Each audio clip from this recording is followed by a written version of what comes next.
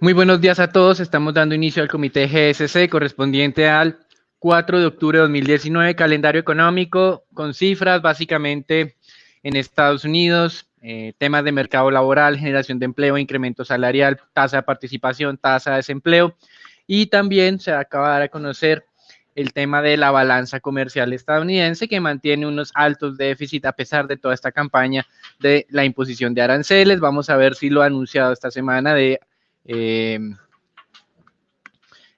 esos aranceles específicos sobre productos europeos en niveles del 25 al 10% puedan en el largo plazo balancear la situación externa para los Estados Unidos, algo de lo que obviamente desconfiamos completamente.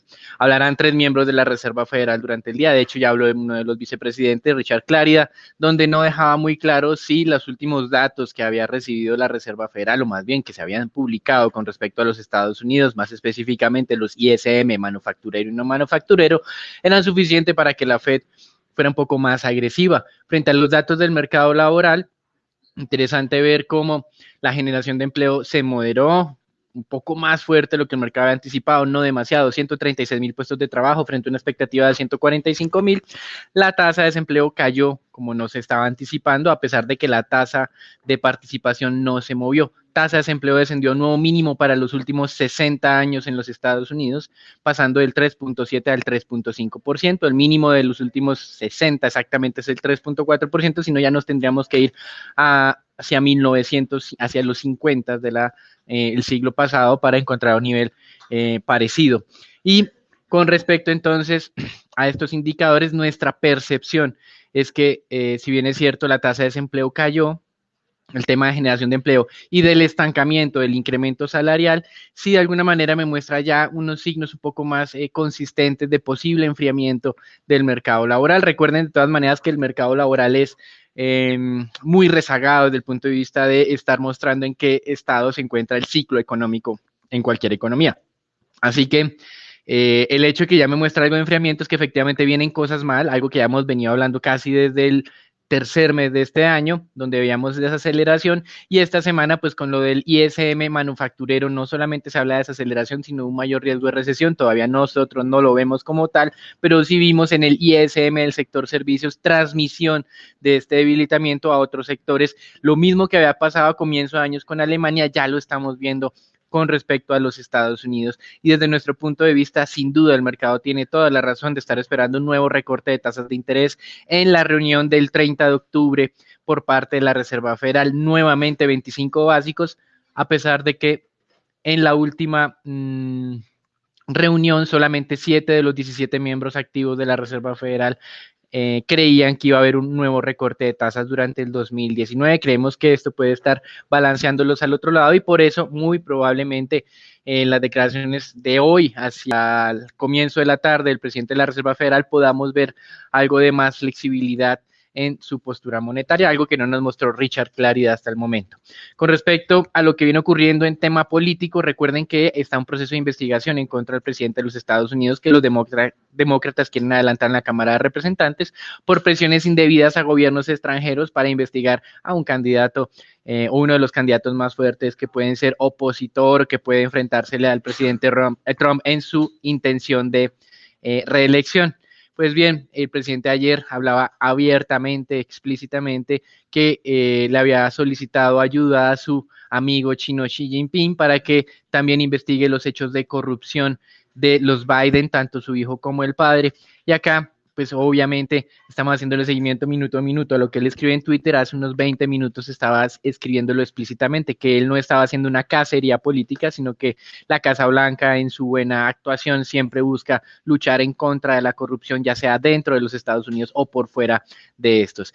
De alguna manera creemos nosotros que pueden darle justificación a los demócratas para que la Cámara, como ya hemos mencionado en varias ocasiones, decida que existen suficientes argumentos para que el Senado investigue al presidente y lo destituya, suya, pero como hemos mencionado en el Senado es muy difícil que 19 republicanos cambien y dejen de apoyar al presidente Trump. Puede haber uno que otro, pero no vemos cómo todavía este proceso pueda ser, digamos, un alto riesgo para el presidente. Creemos nosotros más bien que lo está utilizando para quitarse eventualmente a un candidato que estaba más ubicado hacia el centro del Partido Demócrata y no tan a la izquierda. Biden de esa manera podría haberle quitado más votos a Trump, y lo que está dejando entonces el presidente Trump es el espacio libre para que se enfrente entonces con Elizabeth Warren, un poco de ideas más hacia la izquierda, no tanto como Bernie Sanders, y de esta manera él pueda coger incluso la parte de centro del Partido Democrático y obtener nuevamente su reelección. Creemos más bien que es una apuesta estratégica que hace el presidente para ser reelegido en un momento en que la economía se está desacelerando y eventualmente él ya sabe que el Congreso no le va a ayudar a hacer otra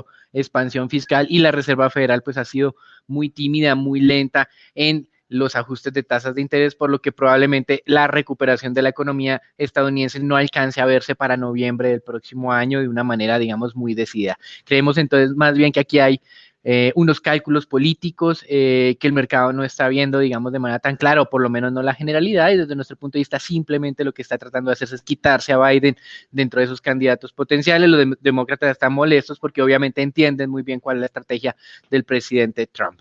Con respecto al día de hoy, y misteriosamente ayer, nuevo dato negativo en el ISM de sector servicios, pero las acciones dejaron de caer ante la expectativa de una mayor expansión monetaria. Esto mismo pudo haber sido la razón para haber tenido no malas jornadas durante esta semana, sino que el mismo día del ISM manufacturero que caía en terreno contractivo, pues el mercado accionario se hubiera valorizado. Es como el tema del contrasentido, el mercado no está dando suficiente espacio para que las acciones corrijan de una manera más saludable y den nuevas oportunidades en el caso estadounidense. Entonces lo que estamos viendo es un creciente riesgo que en algún momento pueda haber un descenso adicional cuando se nos olviden las promesas de recortes de tasas de interés, o eventualmente hacia cierre de mes la Fed reduce la tasa a 25 básicos, no se muestra tan abiertamente expansiva y el mercado ahí realice su tema de corrección.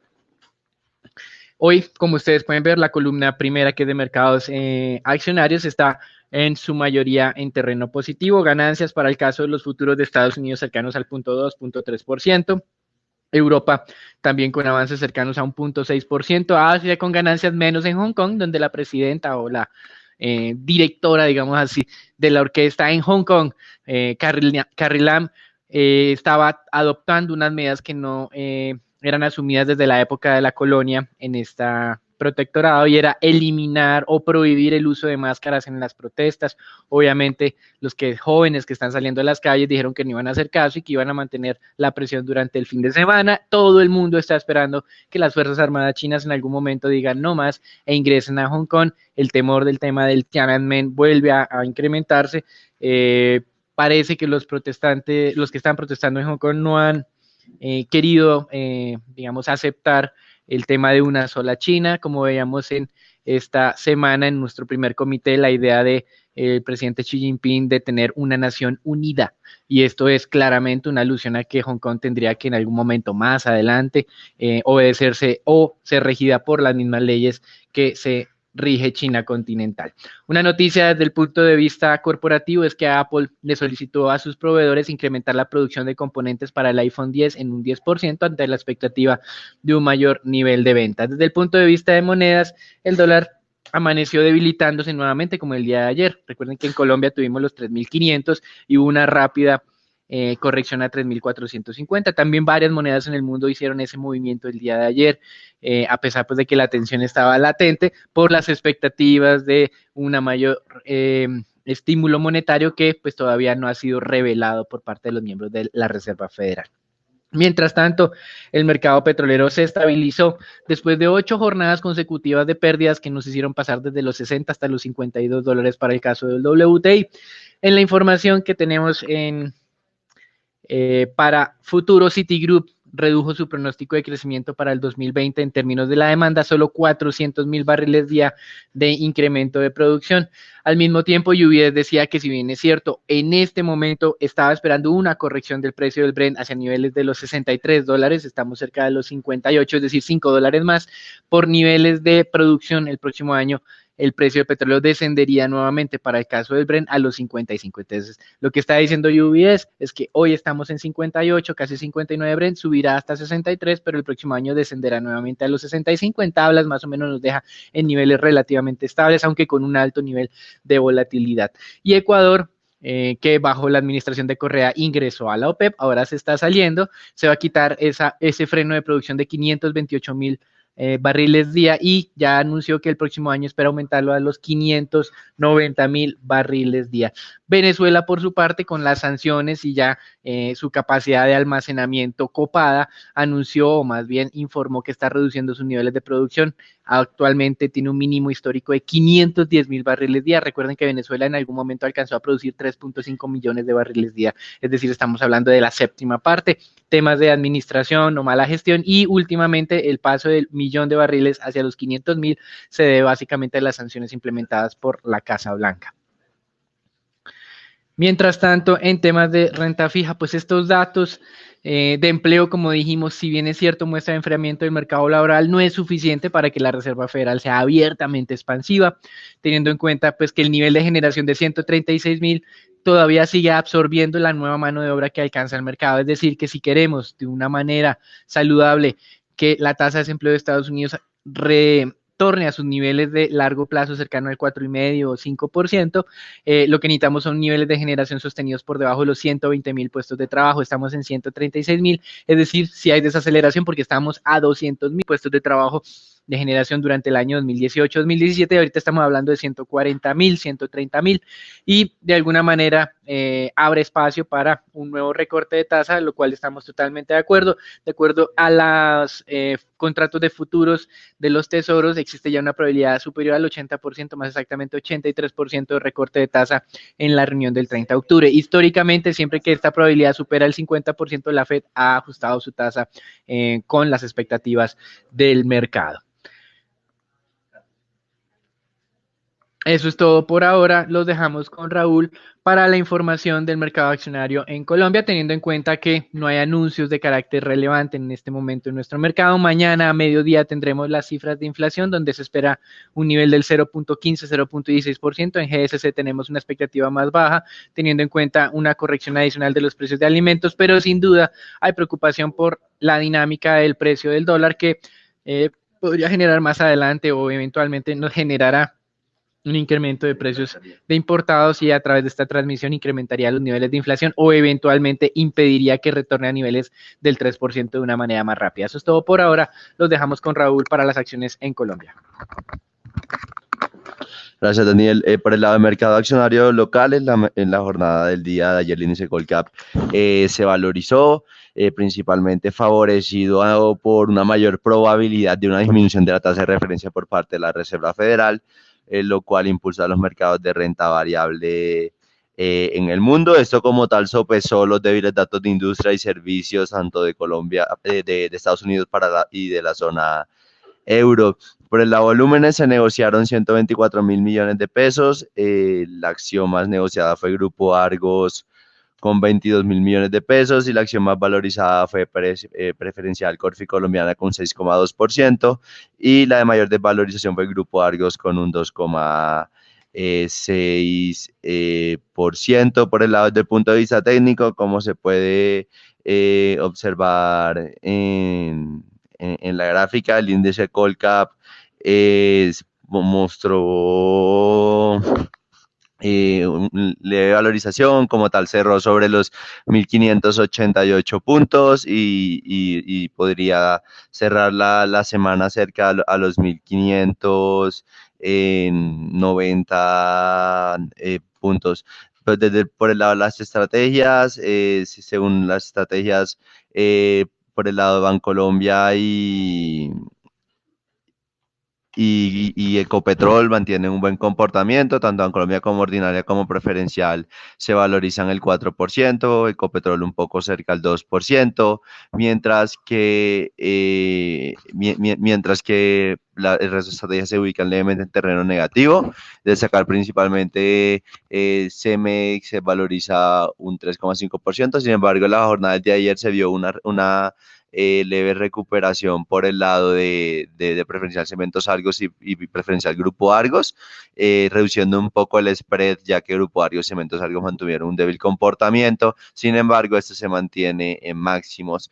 Por otra parte, desde el punto de vista técnico tenemos la acción de ETB, la cual ha mantenido un débil comportamiento, destacar principalmente de ETB que crecen las posibilidades de una salida de la especie del índice Colcap. Como tal, sin embargo, teniendo en cuenta la última encuesta del Centro Nacional Electoral, donde Carlos Galán repunta como el principal candidato al quedarse con la alcaldía de Bogotá, podría generar especulaciones de valorizaciones de la especie. Como tal, el mercado considera que este candidato podría reactivar la venta de la compañía y podría finalmente generar valorizaciones sobre TV. Según el indicador técnico, el nivel de cambio de tendencia estaría sobre los 240 pesos. Y finalmente tenemos la acción de Canacol, la cual en la jornada del día de ayer se dio a conocer un fallo, el cual suspendería la operación y la entrada de operación del último tramo del gasoducto de Promigas. Cabe recordar que digamos, el principal afectado por ese rubro sería Canacol, ya que este tiene unos contratos ya pactados y en caso de incumplimiento de esos contratos podrían como tal repercutir en posibles multas sobre la compañía. Hay que monitorear de cerca si logran levantar como tal este fallo y en el corto plazo logran llegar a un acuerdo. Eso fue todo desde el punto de vista accionario y los dejamos con dólar con Daniel.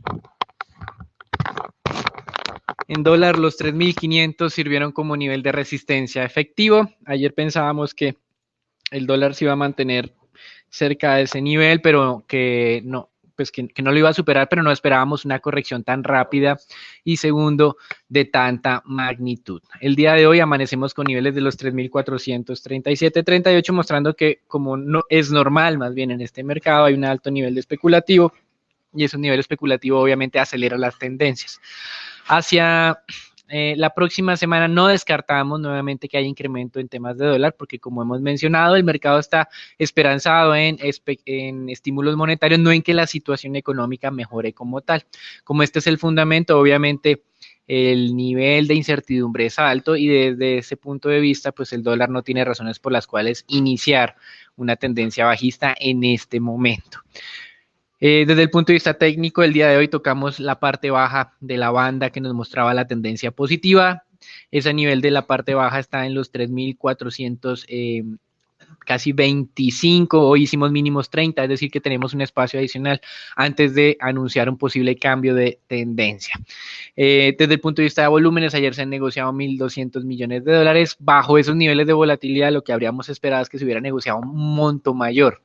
Lo único que se ha hecho hasta el momento es negociar el promedio de negociación acostumbrado. Entonces, esto es bien llamativo, muestra que de alguna manera existe como ese nivel de preocupación y de incertidumbre y no es necesario los volúmenes que usualmente se requieren para hacer este tipo de movimientos. Así que para el día de hoy, recuerden, abajo nivel de 3.425 y arriba nivel de posible como nivel de resistencia del 3.450. Son 25 pesos, es muy amplio, pero hay que reconocer que la volatilidad de los últimos días es excesiva y cuando yo tengo niveles de volatilidad excesiva al día previo, lo más normal es que al siguiente todavía se mantenga, digamos, una gran variabilidad. Las series financieras, al igual que los terremotos, ocurren en periodos acumulados o en clústeres, como lo llaman técnicamente, entonces todavía tenemos el remesón en este mercado y esperamos que hoy se mantenga pues esos niveles altos de volatilidad. Eso es todo por ahora, los dejamos con Daniela y Jairo Alonso en el mercado de renta fija colombiana.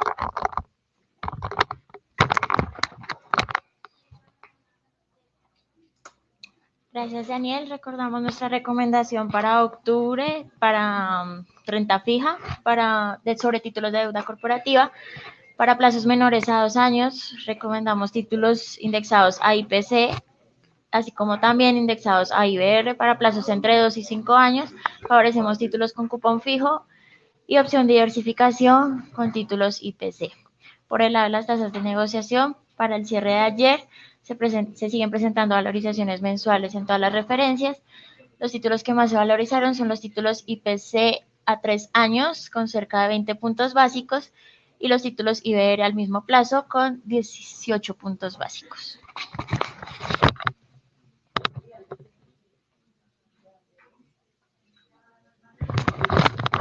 En la jornada anterior, tanto los test con vencimiento a 2024 como los test a 2028 presentaron valorizaciones y cerraron en 5.026 y 5.755 respectivamente. Todos los segmentos de la curva se valorizaron en promedio, el corto 2.80 básicos, el medio 4.43 puntos básicos y el largo 1.40 básicos.